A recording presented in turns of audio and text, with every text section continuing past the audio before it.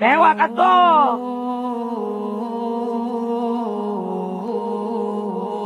Delekeun mun dibalakeun delekeun.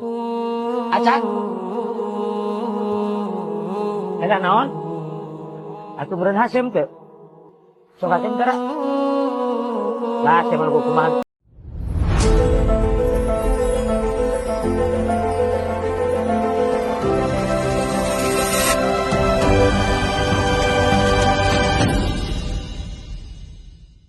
Dunia maya baru-baru ini dihebohkan oleh sebuah pemandangan yang mengiris hati. Ribuan santri berbaris, bukan untuk mengaji, tapi untuk menerima sebutir jeruk yang dilemparkan begitu saja. Momen ini bukan sekadar tentang makanan, tapi tentang bagaimana kita memanusiakan manusia, terutama mereka yang sedang menempuh jalan ilmu. Ketika tempat yang seharusnya menjadi sumber cahaya ilmu, justru menjadi panggung ujian bagi hati nurani, kita perlu bertanya, ada apa dengan kita? Beberapa waktu lalu, berita duka datang dari Pondok Pesantren Lirboyo di Kediri. Sebuah bangunan yang sedang dalam proses pembangunan tiba-tiba ambruk. Bukan karena gempa atau bencana alam, melainkan karena dugaan kelalaian yang berujung pada hilangnya nyawa. Yang lebih menyakitkan, di balik reruntuhan itu, terungkap sebuah fakta yang lebih dalam. Sebagian santri, anak-anak yang seharusnya fokus pada kitab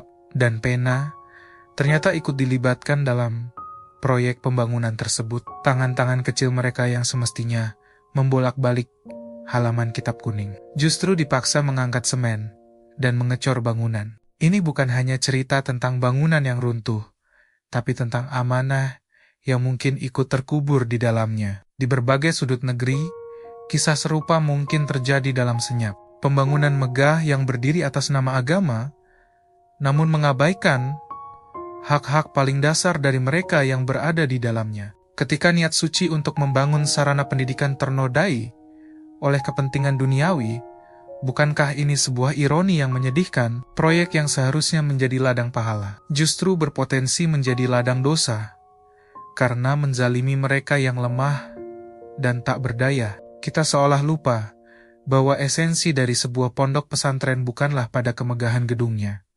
melainkan pada keberkahan ilmu dan kemuliaan akhlak yang tumbuh di sana. Islam adalah agama yang sangat menjunjung tinggi kerja keras. Rasulullah SAW sendiri adalah seorang pekerja yang gigih. Namun, Islam juga meletakkan sebuah prinsip yang fundamental tentang kepemimpinan dan tanggung jawab. Dalam sebuah hadis yang masyhur, Rasulullah SAW bersabda, setiap kalian adalah pemimpin dan setiap pemimpin akan dimintai pertanggungjawaban atas apa yang dipimpinnya. Hadis riwayat Bukhari ini adalah pengingat keras bagi siapapun yang memegang amanah. Sekecil apapun itu, memimpin para santri bukanlah sekadar mengelola administrasi atau membangun infrastruktur. Ini adalah tentang menjaga jiwa-jiwa yang dititipkan. Ini adalah tentang memastikan setiap anak mendapatkan haknya untuk belajar dengan tenang, makan dengan layak, dan tumbuh dalam lingkungan yang penuh kasih sayang. Amanah bukanlah tentang seberapa tinggi bangunan yang bisa kita dirikan, tetapi tentang seberapa kokoh kita menjaga hati agar tidak mengkhianati kepercayaan yang telah diberikan. Allah Subhanahu wa Ta'ala tidak akan bertanya, seberapa megah masjid yang kau bangun, tapi mungkin dia akan bertanya, bagaimana keadaan anak-anak yatim dan para penuntut ilmu di bawah naunganmu, ketika tangan-tangan kecil itu dipaksa melakukan pekerjaan orang dewasa. Sesungguhnya, jiwa-jiwa besar yang berada di atasnya sedang diuji langsung oleh Allah.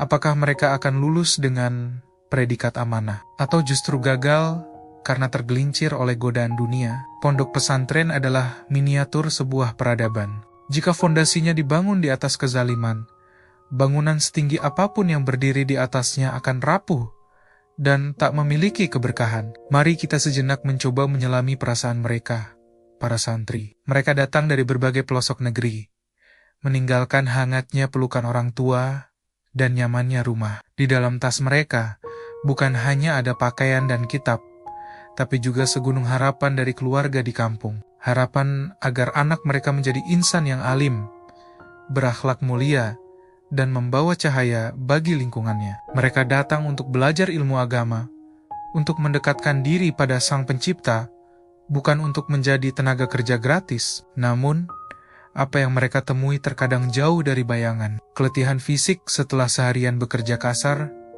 bercampur dengan kelelahan batin karena merasa hak mereka terabaikan. Tapi lihatlah, betapa luar biasanya mereka. Mereka tetap sabar.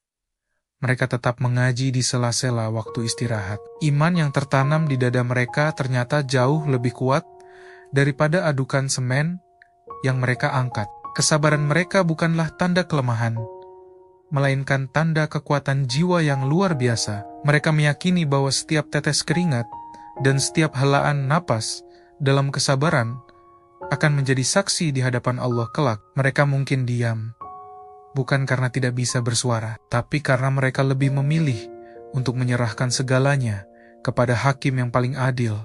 Di dalam diam mereka, ada doa yang terus terpanjat. Doa agar Allah melembutkan hati para pemimpin mereka, dan doa agar ilmu yang mereka cari tetap membawa keberkahan, meski harus ditempuh dengan jalan yang begitu terjal. Mereka adalah para pejuang talabul ilmi yang sesungguhnya. Seiring mentari yang perlahan tenggelam di ufuk, meninggalkan semburat jingga di atas kubah-kubah masjid, marilah kita bersama-sama menundukkan kepala dan memanjatkan doa. Semoga setiap pondok pesantren di negeri ini, dari Sabang sampai Merauke, dapat kembali kepada tujuan awalnya yang suci, menjadi rahim yang melahirkan para ulama, menjadi taman yang menumbuhkan ilmu dan akhlak mulia, bukan sekadar menjadi proyek bangunan fisik. Karena pondok pesantren sejatinya bukanlah tentang tembok dan atap. Ia adalah cermin dari hati manusia